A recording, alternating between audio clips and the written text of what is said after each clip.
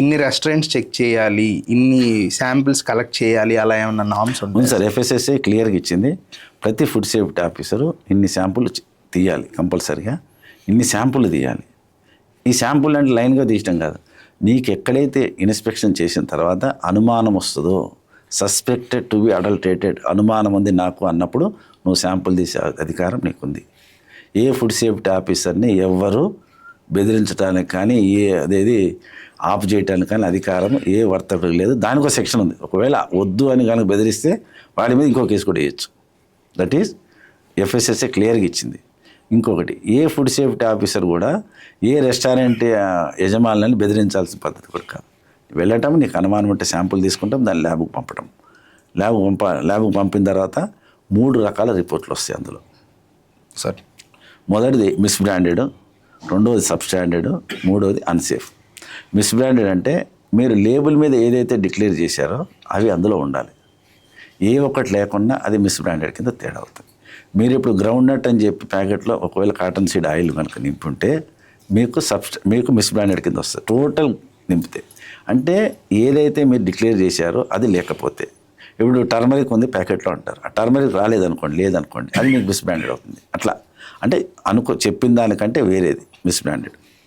తర్వాత సబ్స్టాండర్డ్ అంటే మీకు అర్థమైపోయి ఉండాలి, అంటే మనిషి మంచోడు కానీ స్టాండర్డ్ తక్కువ అన్నట్టు.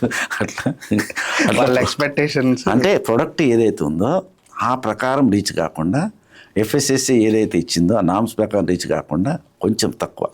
ఇప్పుడు పాలల్లో 3% ఫ్యాట్ ఉండాలి, టోన్డ్ మిల్క్. మిల్క్లో ఎన్ని రకాలు ఉంటాయి తెలుసు మీకు? తెలుసు, సబ్జెక్ట్ వచ్చి చెప్పేస్తా సార్.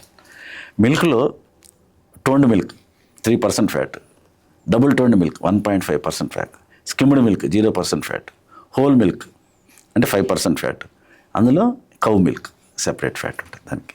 అట్లా మిల్క్లో ఇన్ని రకాలు ఉంటాయి. అది కనుక తక్కువ ఉంటే 5% ఉండాల్సింది 4.5 అట్లా ఉందనుకోండి, it's comes under substandard.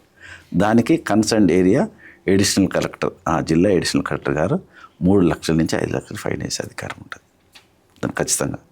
Next unsafe food.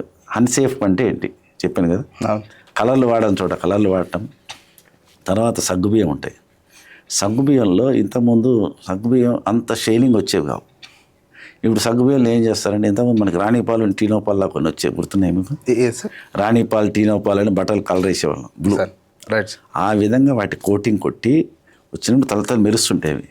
అసలు సగ్గుబియ్యం ఎప్పుడు వాడతామంటే మనం ఎక్కువ బట్టలు కాకుండా జ్వరం వచ్చినప్పుడు ఏదో వచ్చినప్పుడు ఆరోగ్యం బాగాలేకపోతే సగ్గుబియ్యం జావ తాగండి, సగ్గుబియ్యం పరమానందం ఇట్లా పెడతాం, అవునా కదా? ఆ సగ్గుబియ్యాన్ని వీళ్ళు కొంచెం రాణిపాలు టీనోపాలు టైప్లో కొన్ని కెమికల్ కలిపి అల్ట్రా మెరైన్ బ్లూ, అల్ట్రా వైలెట్గా మాకు మెరుస్తుంటాయి. అది మంచిది, అది కమ్స్ అండర్ అన్సేఫ్.